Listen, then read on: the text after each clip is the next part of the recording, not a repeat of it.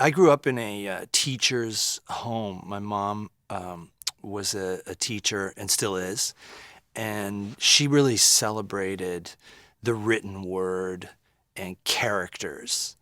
And she would scour the news or newspapers for any new movie that was coming out. And this was the late 60s, so movies were a little more of an elixir and not quite thrown at you in the same way that they are now.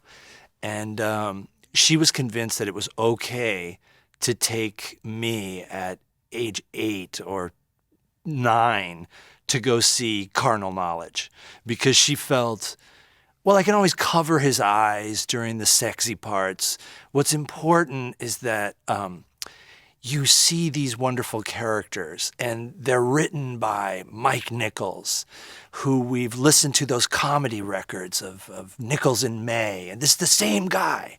And my mom would be so ferocious about bringing, stories and performances and just searing tales of life, into our home that I think the ticket takers around San Diego knew us from a block away. It would be, this tall figure, my mom, dragging this little kid, but it was to see like Medium Cool or The Graduate.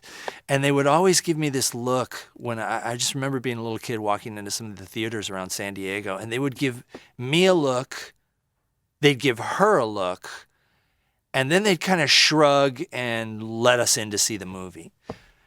And that was kind of the citadel of what entertainment is and what it was to lose yourself in a world of people that you hadn't met before.